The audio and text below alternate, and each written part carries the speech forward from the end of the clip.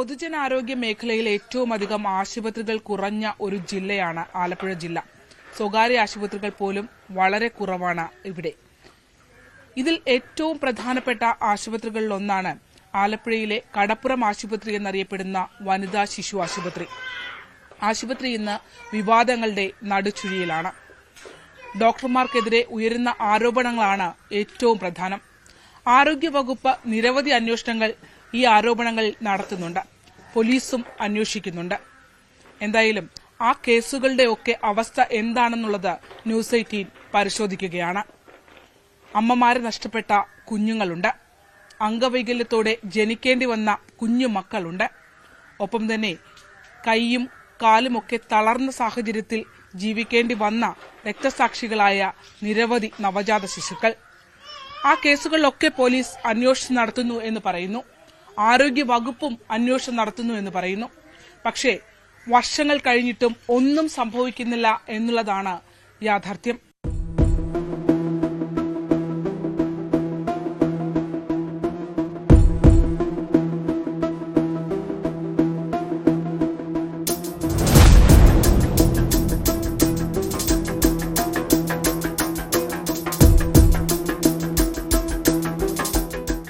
News 18 ഇപ്പോൾ ഉള്ളത് വളവനാട് എന്നുള്ള സ്ഥലത്താണ്. ഇവിടെ നമുക്കൊപ്പം ഉള്ളത് നിഷ എന്ന യുവതിയാണ്. നിഷ ഇന്ന് ഒരു പോറ്റമ്മയാണ്. പോറ്റമ്മയെന്ന് പറയാൻ കഴിയില്ല. കാരണം ആശുപത്രിയിൽ ചികിത്സ തേടി വനിതാ ശിശു ആശുപത്രിയിൽ നിന്നും വളരെ ഗുരുതരാവസ്ഥയിൽ മെഡിക്കൽ കോളേജിലേക്ക് മാറ്റപ്പെടുകയും പിന്നീട് മരണപ്പെടുകയും ചെയ്ത കുഞ്ഞിന്റെ നവജാത ശിശുവിനെ ഏറ്റുവാങ്ങി വളർത്തിയ ഒരു അമ്മയാണ്. പോറ്റമ്മയെന്ന് പറഞ്ഞാൽ അത് തെറ്റായി പോകും. ആ കുഞ്ഞിന്റെ അമ്മയായി ജീവിക്കുന്ന ആളാണ്. നമുക്ക് മുന്നിൽ മറ്റൊരു കുഞ്ഞുമുണ്ട്. ശിവദേവ് എന്നാണ് കുഞ്ഞിന്റെ പേര്. ഇപ്പോൾ അവന് 1.5 വയസ്സുണ്ട്. ഈ 1.5 വയസ്സിൽ ഈ കുഞ്ഞ് വളരുന്നത് രക്ഷകർത്താൽ അമ്മ ജനിച്ച ഉടനെ തന്നെ അമ്മയെ നഷ്ടപ്പെടേണ്ടി വന്ന ഒരു ഗതികെട്ട അവസ്ഥയിൽ വളരേണ്ടി വന്നൊരു കുഞ്ഞാണ്. പക്ഷെ പല കേസുകളിലേന്ന് പോലെ ഈ കുഞ്ഞിനെ നോക്കാൻ ഭാഗ്യത്തിന് ഇവിടെ ഒരു അമ്മ ഉണ്ടായിരുന്നു എന്നുള്ളതാണ്. അങ്ങനെ അല്ലാതെ ജീവിക്കേണ്ടി വരുന്ന ഒരുപാട് ആളുകളുണ്ട്. എന്തായാലും നമുക്ക് നിഷയുടെ കാര്യങ്ങൾ ചോദിക്കാം. നിഷയുടെ സഹോദരൻ നിതീഷിന്റെ കുഞ്ഞാണ് അല്ലേ? നിതീഷിന്റെ കുഞ്ഞാണ്. എന്തായിരുന്നു അന്ന് സംഭവിച്ചത്? ഇവിടുന്ന് നമുക്കൊരു 21-നാണ് ഡേറ്റ് പറഞ്ഞിരിക്കുന്നത്. നേരം ഒക്കെ എന്തോ പെയിൻ പോലെ വന്നിട്ട് കൊണ്ടുപോയി. രാത്രി തന്നെ ഉണ്ട്. ഞാൻ കമ്പനി പോണ സമയമാണ്. ഞാൻ വൈകിട്ട് ചെന്ന്. രജിതയുടെ രണ്ടാമത്തെ പ്രസവമായിരുന്നു. ആദ്യത്തെ അവിടെയായിരുന്നു. ചികിത്സിച്ചിരുന്നത് ആരായിരുന്നു? പുഷ്പയായിരുന്നു. ഞങ്ങളുടെ മാമന്റെ മകള് മരുമകൾ അവരെ കാണിച്ച മുഖേനയാണ് ഞങ്ങൾ ഇവരെ കാണിക്കാന്ന് ഓർത്ത് ഇരുന്നത്. പക്ഷെ എന്റെ ആങ്ങൾക്ക് കൂടുതലും കോട്ടയത്ത് തന്നെ കാണിക്കണമെന്നായിരുന്നു. അവരുടെ വീട് ഇവിടെ പൊന്നാട്ടാണ്. അന്നേരം അച്ഛനും അമ്മയ്ക്കും പ്രായമായി. അന്നേരം അവർക്ക് ഒരു സൗകര്യം ആകട്ടെ എന്ന് ഓർത്താണ് നമ്മൾ ഇങ്ങോട്ട് ഈ പ്രസവമാക്കിയത്. അത് കഴിഞ്ഞ് വൈകിട്ട് ചെന്ന് കഴിഞ്ഞ് അവർ ഇഞ്ചക്ഷൻ എടുത്തെന്നാണ് പറയണത്. 2 പ്രാവശ്യം ഇഞ്ചക്ഷൻ എടുത്ത്. ചെന്നപ്പോൾ ഒരു ഇഞ്ചക്ഷൻ എടുത്ത് പിറ്റേ ദിവസം എടുത്ത്. അന്ന് പക്ഷെ ഞങ്ങളതൊക്കെ കഴിഞ്ഞാണ് അറിയണത്. ചേട്ടത്തിമാര് പറഞ്ഞത് ഞാൻ ഈ കാര്യം അറിയണത്. അന്നേരം അപ്പുറത്ത് കിടക്കുന്നവര് ചോദിച്ചപ്പം പറഞ്ഞ് പുഷ്പ ഡോക്ടർ 2 ദിവസം ലീവാണെന്ന് പറഞ്ഞു. അന്നേരം ഇത് അവളോട് പറഞ്ഞത് ബ്ലീഡിങ് ഉണ്ടാകാതിരിക്കാനുള്ള ഇഞ്ചക്ഷൻ ആണെന്നാണ് ഹോസ്പിറ്റലിലെ നേഴ്സുമാര് പറഞ്ഞതാണ് അവള് പറയണത്. അത് കഴിഞ്ഞ് ഞാൻ അറിഞ്ഞപ്പോൾ ഞാൻ ചേട്ടത്തിമാരെ വഴക്ക് പറഞ്ഞു. നിങ്ങൾക്ക് അന്നേരം അവളെ വിളിച്ചോണ്ട് വേറൊരു ആശുപത്രിയിലോട്ട് പോകാൻ മേലേന്ന് ഞാൻ അവരോട് ചോദിച്ചു. ഇവർക്ക് അവരുടെ ചിറ്റനൊക്കെ ഇച്ചിരി പാർട്ടി സംബന്ധമായ പ്രവർത്തിക്കുന്ന ആളാണ്. അവരെയൊക്കെ വിളിച്ചു കൂട്ടി ബഹളം വെച്ച് നിങ്ങൾക്ക് കൊണ്ടുപോകാൻ മേലായിരുന്നു എന്ന് ഞാൻ ചോദിച്ചാൽ പറഞ്ഞു ഇങ്ങനെ വരുമെന്ന് നമുക്ക് അറിയാമല്ലോ എന്ന് മൂത്ത ചേട്ടത്തിയും പറയുകയും ചെയ്തു. പിന്നെ പിറ്റേ ദിവസം ഞാൻ വരട്ടെ വേണ്ട, എനിക്ക് നേരെ നടുവേദനയും കാലുവേദനയൊക്കെ ഉള്ളതുകൊണ്ട് അവൾ പറയും വേണ്ട ചേച്ചി വരണ്ട, ചേച്ചി അന്ന് എല്ലാം കഴിഞ്ഞ് വന്നാൽ മതി. എന്നാലും ഞാൻ പറഞ്ഞു ചേട്ടാ ശരിയാ നമുക്ക് അത് കഴിഞ്ഞ് പോകാം, ഓപ്പറേഷനല്ലേ. അന്നേരം അമ്മയുണ്ട്, അവിടെ അമ്മയുണ്ട്, എന്റെ അമ്മയുണ്ട്, എല്ലാരും ഒന്നും അവർ നിർത്തത്തുമില്ല. അന്നേരം ഞാൻ പറഞ്ഞു നമുക്ക് ഇച്ചിരി കഞ്ഞിയൊക്കെ ആയിട്ട് പുറകെ പോകാമെന്ന് പറഞ്ഞിരുന്നപ്പോഴാണ് പെട്ടെന്ന് അവിടുന്ന് വിളി വന്നത്. അവക്ക് ഇത് കഴിഞ്ഞെന്ന് അവൻ പറയണുള്ളൂ. കൊച്ചെന്നാന്ന് വെച്ചിട്ട് നോർമൽ ഡെലിവറി ആയിരുന്നു. നോർമൽ സിസേറിയനായിരുന്നു. ആദ്യത്തത് അതായിരുന്നല്ലോ. അത് കഴിഞ്ഞ് വേഗം വന്നാന്ന് പറഞ്ഞു. അന്നേരം ഞങ്ങൾ ചെന്നപ്പോഴേ ഒരു പണ്ടാനത്ത് പോയി.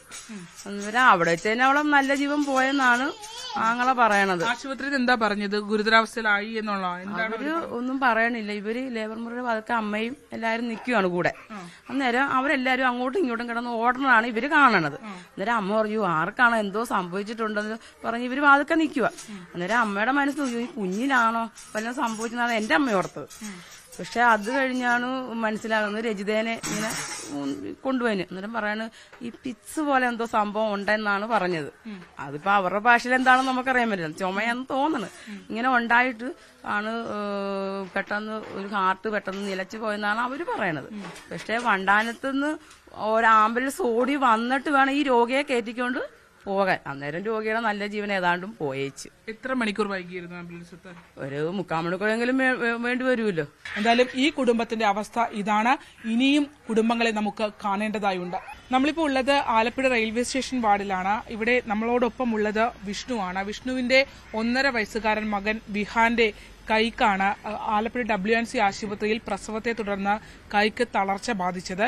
പിന്നീട് വിഷ്ണുവിന്റെ കുടുംബം പോലീസിൽ പരാതി നൽകി. ഒപ്പം തന്നെ ആശുപത്രി സൂപ്രണ്ടിനടക്കം പരാതി നൽകിയിരുന്നു. 1.5 വർഷം മുമ്പാണ് വിഹാൻ WNC ആശുപത്രിയിൽ ജനിക്കുന്നത്. അന്ന് വിഹാനെ പുറത്തെടുത്തത് വാക്വം ഡെലിവറിയിലൂടെയായിരുന്നു. ഡോക്ടർ പുഷ്പയാണ്, അതായത് നിരവധി കേസുകളിൽ ആരോപണ വിധിയായ ഡോക്ടർ പുഷ്പ തന്നെയായിരുന്നു വിഹാന്റെ കേസിലും വിഹാനെ ജനനസമയത്ത് വിഹാനെ പുറത്തെടുക്കുകയും ചെയ്തത്. തുടർന്നാണ് കോംപ്ലിക്കേഷൻസ് ഉണ്ടായതെന്നുള്ളതാണ് കുടുംബം പറയുന്നത്. ഈ സംഭവത്തിലും പോലീസ് കേസെടുത്തിട്ടുണ്ട്. അന്നുണ്ടായ സംഭവങ്ങളെക്കുറിച്ച് നമുക്ക് വിഷ്ണുവിനോട് ചോദിക്കാം. വിഷ്ണു, എന്തായിരുന്നു അന്ന് ആശുപത്രിയിൽ സംഭവിച്ചത്? അന്ന് സംഭവിച്ച് ജൂലൈ 3-ാം തീയതിയാണ് പ്രസവിച്ചത്. അവർ പ്രസവിക്കുന്നത് വൈകിട്ട് 4:46 പ്രസവിക്കുന്നത്. അതായത് ജൂൺ 30-ാം തീയതി ഇവിടെ അഡ്മിറ്റ് ആക്കിയായിരുന്നു. അപ്പോൾ ഈ ഡേറ്റ് 30-ാം തീയതി തന്നെയാണ് അന്ന് അഡ്മിറ്റ് ആക്കേണ്ട ഡേറ്റ്. അപ്പോൾ അവർ 3 ദിവസം കഴിഞ്ഞിട്ടാണ് പ്രൊസീജിയർ ചെയ്യുന്നത്. 3 ദിവസം കഴിഞ്ഞിട്ടാണ് പ്രൊസീജിയർ ചെയ്യുന്നത്. അപ്പം ഇവർ പറയുന്നുണ്ടായിരുന്നു ഓൾറെഡി എന്തുവാ അമ്മ കൂടുതൽ എഫേർട്ട് എടുക്കേണ്ടി വരുമെന്ന് പറയുന്നുണ്ടായിരുന്നു. അമ്മ കൂടുതൽ എഫേർട്ട് എടുക്കേണ്ടി വരും. ഡോക്ടർ പുഷ്പയായിരുന്നു. ഡോക്ടർ പുഷ്പയായിരുന്നു.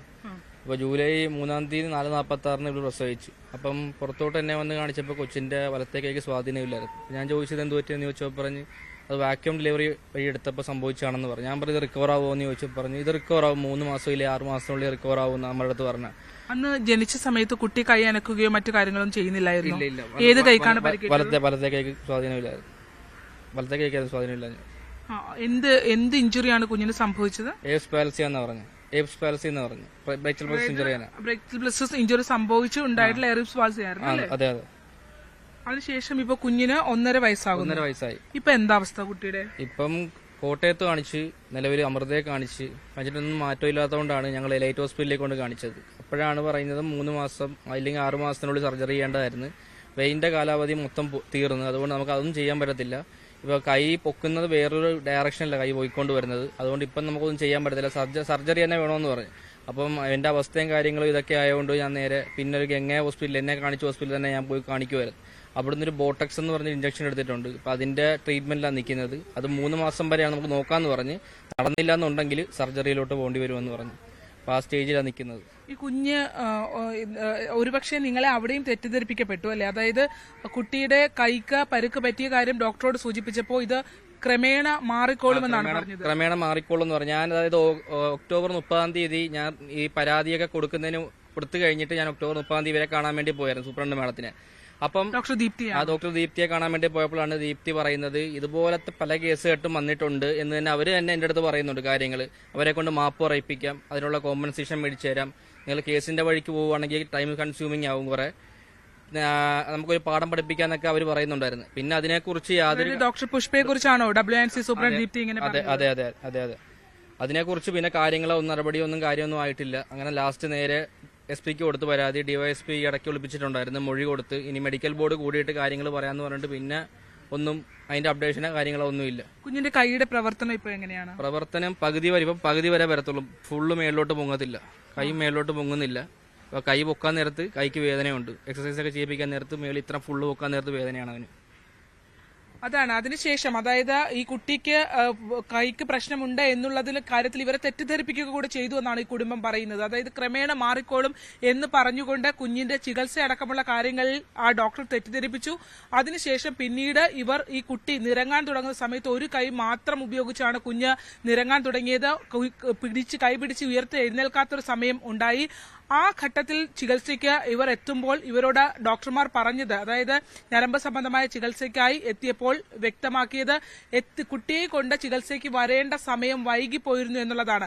അവിടെയും ഇവർ തെറ്റിദ്ധരിപ്പിക്കപ്പെട്ടു, ചതിക്കപ്പെട്ടു എന്നുള്ളതാണ് കുടുംബം പറയുന്നത്.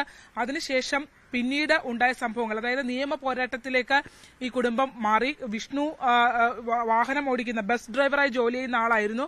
കൈക്ക് പരിക്കേറ്റ് വിഷ്ണുവിനും കൈക്ക് സ്വാധീനക്കുറവുള്ള ഒരാളാണ്. ആ സാഹചര്യത്തിലാണ് ഇവർ നിവർത്തികെട്ട്, അതായത് ആശുപത്രി അധികൃതരുടെ വാക്കുകൾ വിശ്വസിച്ച് മെഡിക്കൽ ബോർഡ് കൂടുമെന്നും ഡോക്ടറുടെ ഈ ഉണ്ടായ സംഭവത്തെക്കുറിച്ച് വിശദീകരണം ലഭ്യമാകുമെന്നും ഒക്കെ പ്രതീക്ഷിച്ച് അവസാനം അതിൽ നിരാശപ്പെട്ട് ഈ കുടുംബം പോലീസിനെ സമീപിക്കുകയായിരുന്നു. ഇനിയും ഇത്തരത്തിൽ സമാനമായ കേസ് ഉണ്ട് ഡോക്ടർ പുഷ്പയുമായി ബന്ധപ്പെട്ട്. ഇപ്പോൾ ഇത് 1.5 വയസ്സുകാരൻ വിഹാനാണെങ്കിൽ ആര്യാട് സ്വദേശിയായ നവജാത ശിശുവിനും സമാനമായ സാഹചര്യം ഉണ്ടായിട്ടുണ്ട്. ആ കുട്ടിയെ നമുക്ക് കാണാം. പ്രസവ നിർത്തൽ ശസ്ത്രക്രിയയ്ക്കായി ആലപ്പുഴ വനിതാ ശിശു ആശുപത്രിയിൽ എത്തുകയും ശസ്ത്രക്രിയക്കിടയിൽ ഗുരുതരാവസ്ഥയിലായി പിന്നീട് മരണപ്പെട്ടു പോവുകയും ചെയ്ത ഫാർമസിസ്റ്റ് കൂടിയായ ആശ ശരത്തിന്റെ വീട്ടിലാണ് ഇപ്പോൾ നമ്മളുള്ളത്.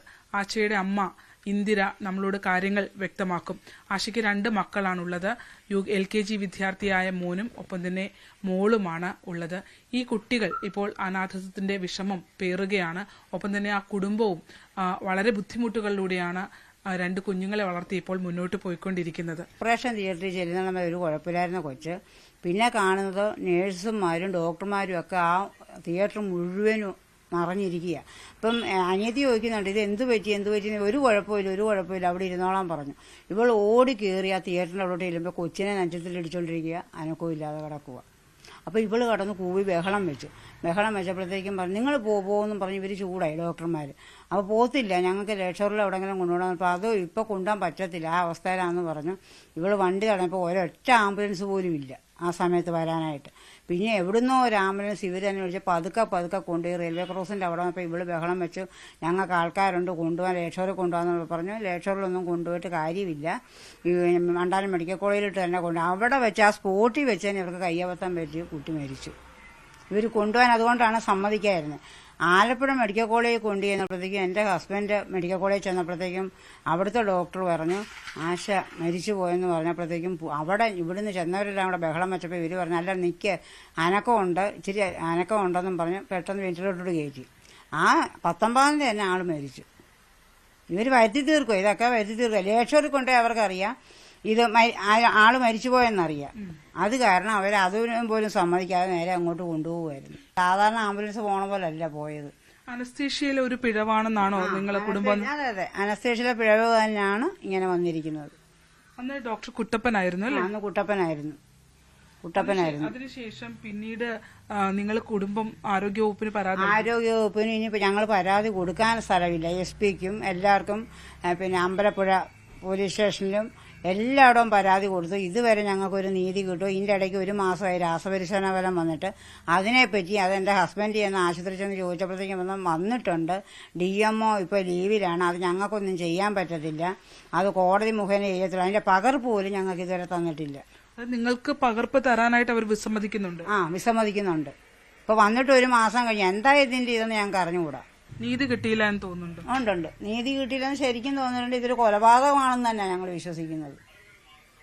ഇവർ കൊലപാതകം ചെയ്തു തന്നെയാണ് ഞങ്ങൾ 100%. 31 വയസ്സേ ഉള്ളായിരുന്നു. എല്ലാത്തിനും നല്ല സ്മാർട്ടായിട്ടുള്ളൊരു കൊച്ചായിരുന്നു. ഒരു ജീവൻ ഒരു വിലയും ഇല്ല. ഞങ്ങളതേ ചോദിക്കുന്നുള്ളൂ. ഈ വീട്ടിലും 2 കുഞ്ഞുങ്ങൾ വളരുന്നുണ്ട്. അനാഥത്വം പേറിയാണ് അവര് ഇപ്പോൾ ജീവിതം മുന്നോട്ട് പോയിക്കൊണ്ടിരിക്കുന്നത്. രാസപരിശോധനാ ഫലം വന്നു 1 വർഷമായി ഈ വീട്ടുകാർ കയറി ഇറങ്ങിയിട്ട് അവർക്ക് ആകെ കിട്ടിയത് രാസപരിശോധനാ ഫലം. അതിലാണൊരു പ്രതീക്ഷ അവർ കൈക്കൊണ്ടിരുന്നത്. അതിലെങ്കിലും ആ റിപ്പോർട്ടിലെങ്കിലും കാര്യങ്ങൾ വ്യക്തത ഉണ്ടാകും. ഒന്ന് തുടക്കകാലത്ത് പോലീസ് മൊഴി രേഖപ്പെടുത്തി, ആരോഗ്യവകുപ്പിലെ ചില ഉദ്യോഗസ്ഥർ അന്വേഷിച്ചെത്തി. പക്ഷെ പിന്നീട് അതിനകത്തൊന്നും ഫോളോ അപ്പ് ഉണ്ടായില്ല എന്നുള്ളതാണ് അവർ പറയുന്നത്. 1 മാസമായി രാസപരിശോധനാ ഫലം വന്നിട്ട് അത് ആശുപത്രി അധികൃതരുടെ കൈവശമാണ്. പോലീസോ അല്ലെങ്കിൽ ആരോഗ്യ വകുപ്പോ ആ റിപ്പോർട്ട് പോലും കൈമാറാൻ തയ്യാറായിട്ടില്ല എന്നുള്ളതാണ്. ഇവിടെയും 2 കുഞ്ഞുങ്ങളുണ്ട്. നമ്മളുടെ സമൂഹത്തിന് മുന്നിൽ എല്ലാവരെയും കണ്ണീരണിയിച്ചുകൊണ്ട് അവരും ഇവിടെ വളർന്നു വന്നുകൊണ്ടിരിക്കുകയാണ്.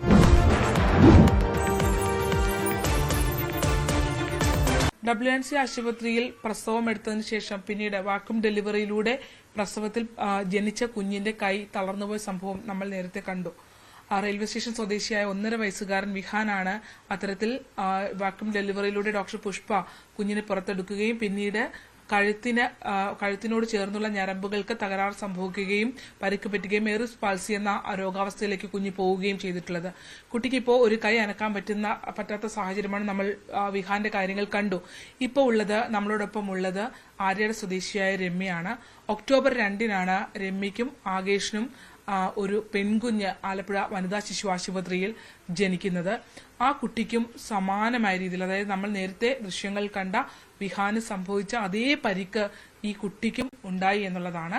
ഈ കുഞ്ഞ് ഇപ്പോൾ ഈ കുഞ്ഞിനെയും സമാനമായ രീതിയിൽ പ്രസവം എടുത്തിട്ടുള്ളത് നിരവധി കേസുകളിൽ ആരോപണ വിധിയായ ഡോക്ടർ പുഷ്പ തന്നെയാണ്. ആ സംഭവത്തെക്കുറിച്ച് കുട്ടിയുടെ അമ്മ രമ്യ നമ്മളോട് വിശദീകരിക്കും. അന്ന് ഉണ്ടായ സംഭവം എന്തായിരുന്നു? അന്നുണ്ടായത് ബാക്ക് ഡെലിവറിലൂടെ കുഞ്ഞിനെടുത്തതിന് ശേഷം ചെറിയൊരു ഇതേ ഉള്ളെന്ന് പറഞ്ഞു. പിന്നെ അത് മാറിയില്ല. പിന്നീടാണ് നമ്മളിപ്പോൾ ഇത്രയും 2.5 മാസമായി ഇപ്പോൾ കുഞ്ഞിന്.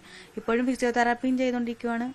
എല്ലാ ദിവസവും ജനറൽ ഹോസ്പിറ്റലിൽ ഫിസിയോതെറാപ്പി ചെയ്തുകൊണ്ടിരിക്കുകയാണ്. അന്ന് പ്രസവശേഷം രമ്യക്ക് കുട്ടിയുടെ ഒരു അവസ്ഥ എന്തായിരുന്നു എന്നാണ് പറഞ്ഞത്? കൈക്ക് ചലനശേഷി കുറവായിരുന്നു. ചലനശേഷി ചെറിയൊരു കുഴപ്പമേ ഉള്ളൂ. അത് പെട്ടെന്ന് മാറും, അത് കുഞ്ഞല്ലേ എന്ന് പറഞ്ഞു. ഞാനും അത് അങ്ങനെ തന്നെ വിചാരിച്ചു. അത് കഴിഞ്ഞ് പിന്നെ കൊച്ചിന് 6 ദിവസം ഉള്ളപ്പോൾ തൊട്ട് ജനറൽ ഹോസ്പിറ്റൽ ട്രീറ്റ്മെന്റ് പോകും. അപ്പം ഞാൻ ഡിസ്ചാർജ് ആയിട്ട് പോലും ഇല്ലായിരുന്നു. അമ്മയും ചേട്ടനും ആയിരുന്നു കുഞ്ഞിനെ കൊണ്ടുപോയിക്കൊണ്ടിരുന്നത്. അപ്പം തൊട്ട് ഈ 2.5 മാസമായപ്പോൾ തൊട്ട് ഫിസിയോ ചെയ്തോണ്ടിരിക്കുക. ഇപ്പൊ കൈ മുകളിലേക്ക് ഉയർത്തുകയൊന്നും ചെയ്യുന്നില്ല അല്ലേ? മുകളിലേക്ക് ഉയർത്തും, എന്നാലും തിരിഞ്ഞാണ് ഉയർത്തുന്നത്. കറക്റ്റ് ആയിട്ടുള്ള ഒരു ഇതിലല്ല. കൈ ഇങ്ങനെ തിരിച്ചു വെച്ചുകൊണ്ടാണ് കുഞ്ഞ് കിടക്കുന്നത്. ഇപ്പൊ ഫിസിയോതെറാപ്പി ഇവർ ചെയ്തുകൊണ്ടിരിക്കുകയാണ്. ജനറൽ ആശുപത്രിയിലെ ന്യൂറോ വിഭാഗത്തിലാണല്ലേ? അല്ല, ജനറൽ ആശുപത്രി ഞങ്ങൾ കാണിച്ചിട്ട് അവര് അല്ലാതെ ഞങ്ങള് കോട്ടയത്ത് ന്യൂറോ ഹോസ്പിറ്റലിൽ ന്യൂറോയുടെ ഡോക്ടറെ കൊണ്ട് കാണിച്ചു. അപ്പൊ അവര് പറഞ്ഞ് MRI എടുക്കാൻ പറഞ്ഞു. അപ്പൊ MRI എടുത്തിട്ട് ഇനി കൊണ്ട് കാണിക്കണം. അന്നും ഇതുപോലെ തന്നെ വളരെ സങ്കീർണമായിരുന്നു അല്ലേ പ്രസവവും കാര്യങ്ങളും ഒക്കെ? രമ്യ ഒരുപാട് നേരം ഒരുപാട് സ്ട്രഗിൾ ചെയ്യേണ്ടി വന്നു അല്ലേ പ്രസവം? 3:30 ആയപ്പോ രാവിലെ ലേബർ റൂമിലോട്ട് കയറ്റി. അത് കഴിഞ്ഞ് ഒരുപാട് രാത്രി 8 മണിയോളം അവര് മാക്സിമം നോക്കി. അപ്പൊ ഒരുപാട് അവശ നിലയിലായിപ്പോ ഞാൻ. വാക്വം ഡെലിവറിയിലായിരുന്നു കുഞ്ഞിനെ എടുത്തത്. നിങ്ങൾക്ക് ഇതിനകത്ത് കുട്ടിക്ക് ആദ്യം ഇപ്പോൾ ഡോക്ടറെ കാണിച്ചപ്പോ, അതായത് മെഡിക്കൽ കോളേജിൽ കാണിച്ചപ്പോഴും കുട്ടിക്ക് ഈ പറഞ്ഞ വാക്യൂം ഡെലിവറിയിലൂടെ ജനനസമയത്തുണ്ടായ പരിക്കാണെന്നുള്ളതാണ് രേഖപ്പെടുത്തിയത്. മറ്റേ രാമാനുജൻ എന്ന് പറഞ്ഞൊരു ഡോക്ടർ പുഷ്പ പറഞ്ഞിട്ട് കൊണ്ട് കാണിച്ചായിരുന്നു.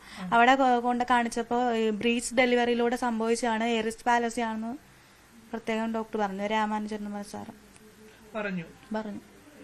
എന്തായാലും കുഞ്ഞിനെ കോട്ടയത്ത് ചികിത്സയിലാണ് അല്ലേ? കോട്ടയത്ത് ഇനി വീണ്ടും പോകണം. ഇനി MRI എടുത്തതിന്റെ അതിന്റെ റിസൾട്ട് കണ്ട് ഡോക്ടർ പറഞ്ഞു പ്ലാസ്റ്റിക് സർജറി OPയിലും കൂടെ കൊണ്ട് കാണിക്കണം എന്ന് പറഞ്ഞു. അത് കോട്ടയം മെഡിക്കൽ കോളേജിൽ കൊണ്ട് കാണിക്കണം. അതാണ്, അതായത് രമ്യയുടെ ഹസ്ബൻഡ് ഭർത്താവ് ആകേഷ് ഓട്ടോറിക്ഷ തൊഴിലാളിയാണ്, രമ്യ വീട്ടമ്മയാണ്. ഇവര് നിരന്തരം ഇപ്പോൾ എല്ലാ ദിവസവും അല്ലെ ഒട്ടുമിക്ക ദിവസങ്ങളിലും കുഞ്ഞുമായി ആശുപത്രിയിൽ പോയി ആ കുഞ്ഞിന്റെ ഫിസിയോതെറാപ്പി അടക്കമുള്ള കാര്യങ്ങൾ പൂർത്തീകരിക്കേണ്ട, അത്തരം പരിശീലനങ്ങൾ പൂർത്തീകരിക്കേണ്ട ഒരു സാഹചര്യമാണ്. ഒപ്പം തന്നെ ഈ നെർവിനുണ്ടായിട്ടുള്ള പ്രശ്നങ്ങൾ പരിഹരിക്കുന്നതിന് വേണ്ടിയുള്ള തുടർ ചികിത്സയിലുമാണ് കുഞ്ഞ്. ആലപ്പുഴ WNCയിൽ ഗർഭകാലത്ത് ചികിത്സ തേടുകയും പിന്നീട് പൂർണ്ണ അംഗവൈകല്യത്തോടു കൂടി ഒരു കുഞ്ഞ് ജനിക്കുകയും ചെയ്ത ഏറെ വിവാദമായ സംഭവത്തിൽ ഉൾപ്പെട്ട രക്ഷകർത്താക്കളാണ് ഇവിടെയുള്ളത്. അനീഷും സുറുമിയും. ഇവര് ആലപ്പുഴ ലജനത്ത് വാർഡിൽ താമസിക്കുന്ന ആളുകളാണ്. ഇപ്പോൾ കുഞ്ഞിന് നിരവധി പ്രശ്നങ്ങളുണ്ട്. അതേ തുടർന്ന് ഇവിടെ വണ്ടാനം മെഡിക്കൽ കോളേജ് ആശുപത്രിയുടെ ICUവിലാണ് കുട്ടി ഇപ്പോൾ ഉള്ളത്. ഞങ്ങൾ വരുമ്പോൾ, ന്യൂസ് 18 സംഘം വരുമ്പോൾ ഇവരെ ഈ ആശുപത്രിക്ക് പുറത്ത് ഇരിക്കുന്ന ഈ രക്ഷകർത്താക്കളെയാണ് കാണുന്നത്. WNCയിൽ ചികിത്സ തേടി ആരോഗ്യവകുപ്പ് മന്ത്രി അന്വേഷണത്തിനൊക്കെ ഉത്തരവിട്ട സംഭവമാണ്. സംഭവം ഒന്ന് വിശദീകരിക്കാമോ? ഈ ആലപ്പുഴ WNC ഹോസ്പിറ്റലിൽ പോയതുകൊണ്ട് എനിക്ക് ഇങ്ങനെ ഒരു സംഭവം ഉണ്ടായത്. ഈ ശങ്കേഴ്സ് മിഡാസ് ആലപ്പുഴ WNC ആശുപത്രിയിലെ 2 ഡോക്ടർമാർ, ഇവർക്കെതിരെ ഞാൻ കൊടുത്ത പരാതിയിന്മേൽ ഇതുവരെ യാതൊരുവിധ നടപടിയും ഉണ്ടായിട്ടില്ല. ഇനി ആർക്കും ഉണ്ടാകാതിരിക്കാൻ വേണ്ടിയാണ് ഞാൻ ഇതുമായിട്ട് മുന്നോട്ട് ഇറങ്ങിയത്. എനിക്ക് സംഭവിച്ചത് ഇനി ആർക്കും സംഭവിക്കരുത്. ഒരു കുഞ്ഞ് ജനിക്കുക എന്ന് പറയുന്നത് ഒരാളുടെ ജീവിതത്തിൽ ഏറ്റവും വലിയ കാര്യമാണ്. അങ്ങനെ ഒരു കുഞ്ഞ് ജനിക്കാനായിട്ട് ഞങ്ങൾ അവിടെ ചെന്ന് അവിടെ ആദ്യമേ പുഷ്പ എന്ന് പറയുന്ന ഡോക്ടറെയാണ് കാണുന്നത്. ആ ഡോക്ടറെ കാണിച്ച് 3 പ്രാവശ്യമായിട്ട് ആ ഡോക്ടറെ കാണിക്കാനായിട്ട് പോയി. ഈ 3 പ്രാവശ്യവും പുഷ്പ എന്ന് പറയുന്ന ഡോക്ടറുടെ സമീപനവും ചികിത്സാ രീതിയും നമ്മൾ അതൃപ്തി തോന്നിയതുകൊണ്ട് ഞങ്ങൾ അവിടുന്ന് മാറി. ഈ സെയിം കേസ് ഷീറ്റുമായിട്ട് പുഷ്പയെ കാണിച്ച ഷീറ്റുകളെല്ലാമായിട്ട് വീണ്ടും ഞങ്ങൾ ഷേർലി എന്ന് പറയുന്ന ആലപ്പുഴ WNCയിലെ ഹോസ്പിറ്റലിലെ ഡോക്ടറെ അടുത്ത് ചെന്നു. അവരുടെ നിർദ്ദേശപ്രകാരമാണ് നമ്മൾ ബ്ലഡ് എടുത്ത് ടെസ്റ്റ് ചെയ്യുന്ന ഒരു ടെസ്റ്റ് ചെയ്തത്, ഡബിൾ മാർക്ക് ഡോട്ടോ എന്തോ ഒരു ടെസ്റ്റിന്റെ പേര്. അതും അവർ പറഞ്ഞ പ്രകാരമാണ് ചെയ്തിരിക്കുന്നത്. അത് മിഡാസിലാണ് ചെയ്തിരിക്കുന്നത്. ആ ടെസ്റ്റ് ചെയ്തിരിക്കുന്നത് കുഞ്ഞിന്റെ തലച്ചോറിന്റെ പ്രവർത്തനം അറിയാനെന്നാണ് പറഞ്ഞിരിക്കുന്നത്. പക്ഷേ ഇവിടെ ആലപ്പുഴ വണ്ടാനം മെഡിക്കൽ കോളേജിൽ MRI എടുത്തപ്പോഴത്തേക്ക് കുഞ്ഞിന്റെ തലച്ചോറിന് വളർച്ചയില്ല എന്നാണ് പറഞ്ഞിരിക്കുന്നത്. അന്നൊരു പ്രശ്നവും ഇല്ല എന്നാണ് റിപ്പോർട്ടിൽ. അന്ന് ഒരു പ്രശ്നവും ഇല്ലെന്ന് റിപ്പോർട്ടിലുണ്ട്. ആ റിപ്പോർട്ട് ഞാൻ പോലീസ് DYSPക്ക് സമർപ്പിച്ചിട്ടുണ്ട്. പുഷ്പയുടെ നോട്ടം എനിക്ക് ശരിയായിട്ട് തോന്നിയില്ല. ഭയങ്കര ധൃതി, റിപ്പോർട്ടൊന്നും നന്നായിട്ട് നോക്കുന്നില്ല. പിന്നെ പുഷ്പയെ കുറിച്ച് കുറച്ച് ഇതൊക്കെ പുറത്തുനിന്ന് കേട്ട് പുഷ്പ ഇപ്പം നന്നായിട്ട് ട്രീറ്റ്മെന്റ് ചെയ്യുന്നില്ല. ഭയങ്കര ഇതാണ് എന്നൊക്കെ. തിരക്കാണ് ഡോക്ടർക്ക്, ഭയങ്കര തിരക്കാണ്. അവിടെ ചെല്ലുമ്പോൾ എങ്ങനെയായിരുന്നു കൺസൾട്ടേഷൻ? വീട്ടിലാണല്ലോ പോയി കാണിച്ചോണ്ടിരുന്നത്? ആദ്യം ഹോസ്പിറ്റലിൽ കാണിച്ച്, പിന്നെ സ്കാനിങ് റിപ്പോർട്ടുമായിട്ടാണ് വീട്ടിൽ കാണിച്ചത്. 30-ാം തീയതി അഡ്മിറ്റ് ആയിട്ട് പതിവ് ചെക്കപ്പ് എല്ലാ ദിവസവും രാവിലെ ചെക്കപ്പിന് പോകുന്ന കണക്ക് ചെക്കപ്പിന് പോയപ്പോഴത്തേക്കാണ് സുറുമിയെടുത്ത് പറഞ്ഞ് സ്കാൻ ചെയ്യണമെന്ന് പറഞ്ഞു. അങ്ങനെ സുറുമി സ്കാൻ ചെയ്തിട്ട് വന്നു. ശങ്കേഴ്സിൽ സ്കാൻ ചെയ്തിട്ട് വന്നു കഴിഞ്ഞിട്ട് സുറുമിയോട് പറഞ്ഞ് അനസ്തേഷ്യ ഡോക്ടറെ കാണണം. അനസ്തേഷ്യ ഡോക്ടറുടെ ഫീസായിട്ട് 1000 രൂപയാണ്, അത് കൊടുക്കണം എന്ന് പറഞ്ഞു. ഞങ്ങൾ പറഞ്ഞു അപ്പോൾ നമ്മൾ പ്രസവമായിട്ട് നിങ്ങൾ അവിടെ കൊടുക്കുന്ന നിങ്ങളുടെ അനസ്തേഷ്യ തരുന്ന ഡോക്ടർക്ക് നിങ്ങൾ കൈക്കൂലിയായി 1000 രൂപ നൽകണമെന്നാണ് പറയുന്നത് അല്ലേ? അത് അവിടെ സ്ഥിരമായിട്ട് കൊടുത്തോണ്ടിരിക്കുന്നതാണ്. ഞാൻ എന്റെ ഇതിന് മുമ്പുള്ള 2 കുട്ടികൾക്കും കൊടുത്തിട്ടുള്ളതാണ്. WNCയിലെ അനസ്തേഷ്യ ഡോക്ടർ ആണ് ഈ പണം വാങ്ങുന്നത്. അതെ, പൈസ വാങ്ങുന്നത്. അവിടെ ഓപ്പറേഷൻ ചെയ്യുവാണെന്നുണ്ടെങ്കിൽ അവിടെ ഈ 1000 രൂപ അവർക്ക് കൊടുക്കണം, അനസ്തേഷ്യ ഡോക്ടർക്ക് കൊടുക്കണം. അത് അവര് ചോദിച്ചു വാങ്ങിക്കുന്നുണ്ട്. ആരോഗ്യമന്ത്രി ഈ വാക്കുകൾ കേൾക്കുന്നുണ്ട് എന്ന് തന്നെയാണ് ഞങ്ങൾ കരുതുന്നത്. അവിടെ എഴുതി വെക്കുന്നുണ്ടല്ലോ, യാതൊരുവിധ പൈസയും ഞങ്ങൾ വാങ്ങിച്ചിട്ടില്ല എന്ന് എഴുതി വെക്കുന്നത് ഈ പൈസ കൊടുത്തിട്ട് വന്നിട്ടാണ്. ഡോക്ടർ ഷേർലി ആണോ ഡോക്ടർ അനസ്തേഷ്യ ഡോക്ടർക്ക് ഇത് പണം കൊടുക്കണമെന്ന് പറഞ്ഞു? അല്ല, അവിടെ ഡ്യൂട്ടിയിലുണ്ടായിരുന്ന ഡോക്ടറാണ് പറയുന്നത്. ഇവര് മെയിൻ ഡോക്ടറാണ്. അവര് ഡ്യൂട്ടിയിലുണ്ടാകുന്ന ഡോക്ടറാണ് ഈ സ്കാൻ ചെയ്തിട്ട് വന്നിട്ട് റിപ്പോർട്ട് നോക്കിയത്. പിറ്റേന്ന് രാവിലെ 9:30 ആയപ്പോഴത്തേക്ക് ഡ്യൂട്ടി ഡോക്ടർ എന്നെ വിളിച്ചിട്ട് പറഞ്ഞ് സുറുമിയുടെ കൊച്ചിന് അനക്കക്കുറവാണ്, അതുകൊണ്ട് എത്രയും പെട്ടെന്ന് വണ്ടാനത്തേക്ക് ഷിഫ്റ്റ് ചെയ്യുവാണ്, പെട്ടെന്ന് നിങ്ങൾ വരണമെന്ന് പറഞ്ഞു. അങ്ങനെ ഞങ്ങൾ അവിടുന്ന് നേരെ വണ്ടാനത്തോട്ട് വന്നു. ഈ വണ്ടാനത്ത് കൊണ്ടുവന്ന് ഈ ചീട്ടുകളെല്ലാം ഞങ്ങൾ കൊടുത്തു കഴിഞ്ഞപ്പോഴത്തേക്ക് ഒരു ഡോക്ടർ വന്നിട്ട് പറഞ്ഞ്, ആ ഡോക്ടറുടെ പേര് മീന എന്നാണ് ഡോക്ടറുടെ പേര്. ആ ഡോക്ടർ പറഞ്ഞ് അനീഷ WNCന്ന് എല്ലാ കാര്യങ്ങളും പറഞ്ഞിട്ടുണ്ടോ എന്ന് ചോദിച്ചു. ഞാൻ പറഞ്ഞു എന്താ മാഡം, ഞങ്ങളോടൊന്നും പറഞ്ഞിട്ടില്ല, നിങ്ങൾ ഫുള്ള് ചികിത്സ ഷേർലി മാഡത്തിൻ്റെ അടുത്താണോ എന്ന് ചോദിച്ചു. ഞങ്ങൾ പറഞ്ഞു ആദ്യമേ പുഷ്പ മാഡത്തിൻ്റെ അടുത്തും രണ്ടാമത് ഷേർലി മാഡത്തിൻ്റെ അടുത്തുമാണ്. ഇതുവരെ ഞങ്ങൾക്ക് ഒരു കേസും ഞങ്ങളടുത്ത് പറഞ്ഞില്ല. റെസ്റ്റ് എടുത്താൽ മാറാവുന്ന വിഷയങ്ങളെ സുറുമിക്കുള്ളൂ എന്നും പറഞ്ഞ് ഒരു കുഴപ്പമില്ല എന്നാണ് അവിടുന്ന് പറഞ്ഞത്. അപ്പോൾ പറഞ്ഞ് ഇവിടെ പ്രശ്നം ഇച്ചിരി വഷളാണ്, ഫ്ലൂയിഡ് കൂടുതലായതുകൊണ്ട് കുഞ്ഞിന് ആന്തരിക വൈകല്യങ്ങൾ ഉണ്ടാകാം. അപ്പോൾ ആന്തരിക വൈകല്യങ്ങൾ ഉണ്ടാകാം. അപ്പോൾ നമ്മൾ ആന്തരിക വൈകല്യങ്ങൾ എന്താണെങ്കിലും നമ്മൾ ഫേസ് ചെയ്തല്ലേ പറ്റത്തുള്ളൂ. ഇപ്പം ഡെലിവറി ടൈം വരെയായി, ഏതാണ്ട് 38-39 ആഴ്ച എങ്ങാണ്ടായെന്ന് തോന്നുന്നു, 36 ആഴ്ച. ആ 36ാമത്തെ ആഴ്ചയിൽ ഈ സ്കാനിങ് ആരോ അല്ലെങ്കിൽ ഈ നോക്കിയ ഡോക്ടർമാരോ ഒരു കാര്യവും പറയാത്തത് ഇവിടെ വന്നപ്പോഴത്തേക്ക് അവർ പറഞ്ഞു. ആ വണ്ടാനം മെഡിക്കൽ കോളേജിലെ ആ മീന എന്ന് പറഞ്ഞ ഡോക്ടർ ആദ്യത്തെ ആ ഒ പിയിൽ കാണിച്ചപ്പോഴത്തേക്ക് നമ്മുടെ സ്കാനിങ്ങിന്റെ റിപ്പോർട്ടെല്ലാം കണ്ട് തന്നെ അവർ പറഞ്ഞു ഇതിനെക്കുറിച്ച്. അത് കഴിഞ്ഞിട്ട് 8-ാം തീയതി ആയപ്പോഴത്തേക്ക് 8-ാം തീയതി ഓപ്പറേഷൻ നടത്തി. അപ്പോൾ എന്നെ വിളിച്ചിട്ട് ചോദിച്ചു സുറുമിയുടെ ഓപ്പറേഷൻ കഴിഞ്ഞിട്ടുണ്ട്, കൊച്ചിന് ചെറിയ പ്രശ്നങ്ങളുണ്ട്, അതുകൊണ്ട് പ്രസവം നിർത്തണം വേണ്ടേ എന്നുള്ളത് ചോദിച്ചു. ആ ഡോക്ടർ പറഞ്ഞിട്ട് വന്നേന്ന് പറഞ്ഞു. ഞാൻ പറഞ്ഞു പ്രസവം നിർത്തിക്കോ, ഇനിയിപ്പോൾ നമുക്ക് ഇങ്ങനെ ഒരു ഇൻസിഡന്റ് ഉണ്ടായി, ഇനി വേണ്ട, നമുക്ക് നിർത്തിയേക്കാന്ന് പറഞ്ഞു. അങ്ങനെ ഞാൻ പ്രസവം നിർത്താനായിട്ട് പറയുകയും ചെയ്തു. അങ്ങനെ അത് സുറുമിയെടുത്തും ചോദിച്ചിട്ടാണ് അത് ചെയ്തിരിക്കുന്നവർ. സുറുമി അന്ന് ഓപ്പറേഷൻ ടേബിളിൽ കിടന്ന സുറുമി അർദ്ധബോധാവസ്ഥയായിരിക്കും അല്ലേ? കേട്ടിട്ട് എന്താണ് അവർ പറഞ്ഞിരുന്നത്? കുഞ്ഞിനെ എടുത്തിട്ട് എന്നെ കാണിക്കാന്ന് പറഞ്ഞിരുന്നു. അപ്പൊ കണ്ണൊക്കെ അടച്ചിട്ടാണ് സിസേറിയനായിരുന്നു അല്ലേ? സിസേറിയനായിരുന്നു. അപ്പൊ കുഞ്ഞിനെ എടുത്ത ഉടനെ അവര് പറഞ്ഞു അനോമലീസ് ഉണ്ട്, പിന്നെ കുഞ്ഞിനെ 2 ദിവസത്തിൽ കൂടുതൽ കുഞ്ഞ് കാണത്തില്ല എന്ന് പറഞ്ഞ് കുഞ്ഞിനെ കൊണ്ട് നേരെ ICUലോട്ട് കയറ്റുക. എന്നെ കാണിക്കുകയോ എന്ത് കുഞ്ഞാണെന്ന് പറയുകയോ ഒന്നും ചെയ്തില്ല. പിന്നെ 3 ദിവസം കഴിഞ്ഞാണ് കുഞ്ഞ് എന്താണെന്നോ എന്താണ് കുഞ്ഞ് കുഴപ്പമെന്നോ കുഞ്ഞിനെ കാണുന്നതും എല്ലാം 3 ദിവസം കഴിഞ്ഞിട്ടാണ്. അതൊരിക്കലും നമുക്ക് അന്ന് ആ സമയത്ത് മാനസികാവസ്ഥ ഭയങ്കരമായിരുന്നു.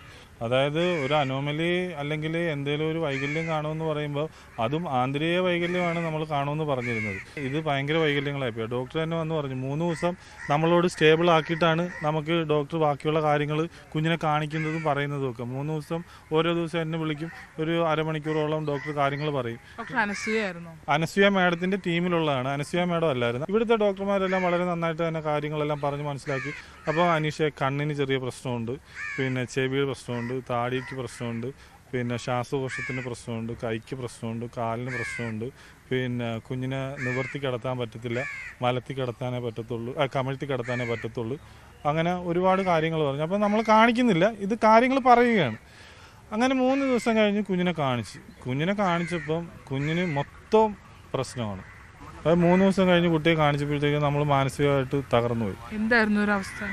കാര്യം കുഞ്ഞിന് എന്ത് കുട്ടിയാണെന്ന് ചോദിച്ചാൽ അതുപോലും പറയാൻ പറ്റാത്ത വൈകല്യങ്ങളോടുകൂടിയാണ് ജനിച്ചത്. ഇപ്പം നമ്മൾ കാരിടൈപ്പിന്റെ റിസൾട്ട് വന്നിട്ടാണ് ആൺകുട്ടിയെന്ന് സ്ഥിരീകരിച്ചിരിക്കുന്നത്. പിന്നെ ഇനി ജനറ്റിക്കിന്റെ റിസൾട്ട് വരാൻ കിടക്കുന്നുണ്ട്. അതായത് ഒരാളുടെ പേരിൽ വ്യാജമായ ഒരു ഒപ്പിട്ട് അവിടെ എത്തുന്ന രോഗികളെ കബളിപ്പിക്കുന്നു എന്നുള്ളതാണോ? അതാണല്ലോ സത്യം. കാര്യം 2 വർഷത്തെ റെക്കോർഡുകൾ ലാബുകാർ സൂക്ഷിക്കണമെന്നുള്ള നിയമമുള്ളതാണ്. ആ നിയമത്തെ മറികടന്നുകൊണ്ട് ഈ 2 ലാബിൻ്റെ മുതലാളിമാർ ആ ഡോക്യുമെൻറ്റ്സുകൾ സൂക്ഷിക്കാതെ അവർ ഞങ്ങളുടെ കയ്യിലില്ല എന്ന് പറഞ്ഞപ്പോഴത്തേക്ക്, ഇല്ല എന്ന് പറഞ്ഞാൽ ഇല്ല, ആ ഇല്ലാത്തതിൻ്റെ ഫൈൻ മാത്രം അടച്ചാൽ മതി. ഈ 2 വർഷത്തെ റെക്കോർഡുകൾ കാണിക്കുകയാണെന്നുണ്ടെങ്കിൽ ഈ പറഞ്ഞ 2 ലാബുകളും ചിലപ്പോൾ കാണത്തില്ല. അതുകൊണ്ടാണ് 2 വർഷത്തെ ലാബിൻ്റെ ഡീറ്റെയിൽസ് അവരില്ല എന്ന് പറഞ്ഞത്.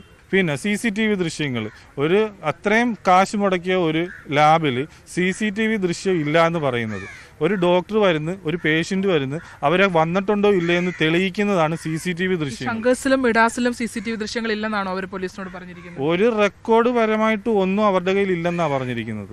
അപ്പോൾ എൻ്റെ അടുത്ത് DYSP സാറ് പറഞ്ഞ്, അനീഷ അതിൽ നീ പേടിക്കേണ്ട, നമുക്ക് ടവർ ലൊക്കേഷൻ എടുക്കാം. ഇപ്പം നമുക്ക് സംവിധാനങ്ങൾ ഒരുപാടുണ്ട്. അവനില്ലെന്ന് പറഞ്ഞാലും നമുക്ക് ടവർ ലൊക്കേഷനിൽ അന്ന് അവൻ അവിടെ ഉണ്ടായിരുന്ന ഇല്ലെന്ന് നമുക്ക് നോക്കാം. ഈ ഡോക്ടർമാർ അവിടെ കറക്റ്റ് ഡോക്ടർ ഉണ്ടായിരുന്നെങ്കിൽ ഈ ടെസ്റ്റ് ചെയ്തപ്പോഴത്തേക്ക് ഈ അനോമലി കണ്ടുപിടിച്ചേനെ. ഈ പറഞ്ഞ അനോമലി കണ്ടുപിടിക്കാനായിട്ട് പറ്റുന്നില്ല എന്ന് പറയുന്നത് ഫ്ലൂയിഡ് കൂടുതലാണ്. അങ്ങനെ ഫ്ലൂയിഡ് കൂടുതലാണെങ്കിൽ എന്തുകൊണ്ട് ഫ്ലൂയിഡ് കൂടുതലാണ് എന്ന് റേഡിയോളജിസ്റ്റ് ആയിട്ടുള്ള ശങ്കേഴ്സ് ലാബിലെ റേഡിയോളജിസ്റ്റ് എന്തുകൊണ്ട് അത് പറഞ്ഞില്ല? ശങ്കേഴ്സ് ലാബിൽ അന്ന് റേഡിയോളജിസ്റ്റ് അല്ലായിരുന്നു ചെയ്തത്, അതുകൊണ്ട് അയാൾക്ക് പറയാൻ പറ്റിയില്ല. ടെക്നീഷ്യൻ ചെയ്തപ്പോഴത്തേക്ക് അവന് കണ്ടത് അവനങ്ങ് മെൻഷൻ ചെയ്ത് വിട്ട്. അതാണ് അവിടെ അന്ന് സംഭവിച്ചത്. ഈ ഫ്ലൂയിഡ് കൂടുതലാണെന്ന് നോട്ട് ചെയ്യപ്പെട്ടിട്ടുണ്ടായിരുന്നു ഈ റെക്കോർഡുകളിൽ എവിടെയെങ്കിലും? അതിന് എന്തെങ്കിലും റെമഡി ഡോക്ടർ നിർദ്ദേശിച്ചിരുന്നോ? ഇല്ല, 7ാം മാസത്തിലാണ് ഫ്ലൂയിഡ് കൂടുതലെന്ന് പറയുന്നത്. പക്ഷേ റെസ്റ്റ് എടുക്കാനാണ് പറഞ്ഞത്. ഷുഗർ കൂടുമ്പോഴാണ് ഇത് ഉണ്ടാവുന്നതെന്നാണ് ഡോക്ടർ പറഞ്ഞത്. പക്ഷെ ഷുഗർ ഇല്ലായിരുന്നു. കുഞ്ഞിൻ്റെ ഒരു അവസ്ഥ എങ്ങനെയാണ് സുറുമി? കുഞ്ഞ് ഭക്ഷണം കഴിക്കാൻ പറ്റുമോ? പാല് കുടിക്കുന്ന കുഞ്ഞാണോ? ഇപ്പം എന്താണ് അവസ്ഥ? എന്തൊക്കെ പ്രശ്നങ്ങളുണ്ട്? കുഞ്ഞിൻ്റെ പ്രശ്നം പറഞ്ഞാൽ തല മുതൽ കാല് വരെ കുഞ്ഞിന് പ്രശ്നമാണ്. പിന്നെ പാല് കൊടുക്കുന്നത് മൂക്കിൽ ട്യൂബ് ഇട്ടിട്ട് ട്യൂബ് വഴിയാണ് പാല് കൊടുക്കുന്നത്. ആ ട്യൂബ് ആഴ്ചയിൽ ഒരിക്കലും മാറിക്കൊടുക്കണം. അത് അല്ലെങ്കിൽ കുഞ്ഞെടുത്ത് കൈവച്ച് കളഞ്ഞാൽ ഉടനെ തന്നെ നമ്മൾ വണ്ടാനത്തെ ഹോസ്പിറ്റലിൽ വന്നിട്ട് രാത്രി വെളുപ്പിനെ ഈ സമയത്തൊക്കെയാണ് ഞങ്ങൾ വരുന്നത്. വന്ന് ട്യൂബ് മാറി പോകും. അതൊക്കെ കുഞ്ഞിന് ട്യൂബ് ഇറക്കുമ്പോഴൊക്കെ ഭയങ്കര ബുദ്ധിമുട്ട്. ഒരു പ്രാവശ്യം വന്നിട്ട് 3 കൂട്ടർ നോക്കിയിട്ട് നടന്നില്ല ട്യൂബ് ഇടാനായിട്ട്. കുഞ്ഞ് കരഞ്ഞ് ആകപ്പാട് ഇതായിപ്പോയി. പിന്നെ കണ്ണ് തുറന്നിട്ടില്ല ഇതുവരെയും. പിന്നെ ഹാർട്ടിന് ഹോളുണ്ട്. അതൊക്കെ ഓപ്പറേഷൻ വേണമെന്നാണ് ഡോക്ടർ പറഞ്ഞത്. പിന്നെ കുഞ്ഞ് ഭയങ്കര കരച്ചിലാണ്. ഇന്നലെ തന്നെ ഉറങ്ങിയിട്ടില്ല. ഇൻഫെക്ഷൻ എപ്പോഴും ഉണ്ടാവുന്നുണ്ടല്ലേ കൊച്ചിന്? സൂക്ഷിക്കണമെന്ന് പറഞ്ഞിട്ടുണ്ട്. നല്ല പൈസ ഇല്ല. നിലവിൽ ഇവിടുന്ന് ഞങ്ങൾ ഡിസ്ചാർജ് കഴിഞ്ഞ മാസം 21-ാം തീയതി ഡിസ്ചാർജ് ചെയ്തു. 21-ാം തീയതി ഡിസ്ചാർജ് ചെയ്തിട്ട് പറഞ്ഞു, നിങ്ങൾ വീട്ടിൻ്റെ അവിടെ നിന്ന് ഇവിടം വരെ വരേണ്ട ആവശ്യമില്ല, നമുക്ക് WNCയിൽ ചെന്ന് കഴിഞ്ഞാൽ നിങ്ങൾക്ക് ട്യൂബ് മാറാമെന്ന് പറഞ്ഞു. അങ്ങനെ ഇതേപോലെ രാത്രി ഒരു ദിവസം ഒരു 1:30 മണിയായപ്പോഴത്തേക്ക് കുഞ്ഞിൻ്റെ ട്യൂബ് ഊരിപ്പോയി. 2 മണിക്ക് കുഞ്ഞിന് ഫീഡ് കൊടുക്കേണ്ടതാണ്. അങ്ങനെ ഞാനും വൈഫും കുഞ്ഞും കൂടെ നേരെ WNCയിലോട്ട് ചെന്നു. WNC ചെന്ന് OP ചീട്ടിന് നിൽക്കുന്നു. ഞാൻ പറഞ്ഞു, സുറുമി നീ ചെന്ന് കാര്യം പറ. ഡോക്ടറെ അടുത്ത് കാര്യം പറയാൻ പറഞ്ഞപ്പോൾ അവിടെ ഇരുന്ന് ഡോക്ടർ പറയും, എനിക്ക് ട്യൂബ് ഇടാൻ അറിയത്തില്ലെന്ന്. ആലപ്പുഴ വനിതാ ശിശുഭവനിൽ അന്ന് ഡ്യൂട്ടിക്കുണ്ടായിരുന്ന വനിതാ ശിശു ആശുപത്രിയിലുണ്ടായിരുന്ന ഡ്യൂട്ടിയിലുണ്ടായിരുന്ന ഡോക്ടർ പറയുവാണ്, കുട്ടികളുടെ ആശുപത്രിയിലെ ഡോക്ടറാണ് പറയുന്നത് എനിക്ക് ട്യൂബ് ഇടാൻ അറിയത്തില്ല. നമ്മൾ കഴിഞ്ഞ ദിവസങ്ങളിൽ കണ്ട അതേ രക്ഷകർത്താക്കളുടെ അതേ കുഞ്ഞുങ്ങളുടെ വിലാപങ്ങൾ തന്നെയാണ് ഇവിടെ ഉയർന്നു കേൾക്കുന്നത്. പക്ഷേ ആ വിലാപങ്ങൾ കേൾക്കേണ്ട ആരോഗ്യ വകുപ്പോ മന്ത്രിയോ അതിനകത്ത് ഇടപെടൽ നടത്തുന്നില്ല എന്നുള്ളത് വളരെ സത്യസന്ധമായ കാര്യമാണ്. അത്തരമൊരു ഇടപെടൽ ഇല്ലാത്തത് കൊണ്ട് തന്നെ ഈ ശിശു വിലാപങ്ങൾ ആലപ്പുഴ WNCയെ കേന്ദ്രീകരിച്ചുകൊണ്ട് ഇപ്പോഴും ഉയർന്നു കേട്ടുകൊണ്ടേയിരിക്കുകയാണ്. ഞാനുണ്ട് ഇവിടെ ചോദിക്കാൻ പൂർത്തിയാവുകയാണ്. മറ്റൊരു വിഷയവുമായി ആലപ്പുഴയിൽ നിന്നും വീണ്ടും കാണാം.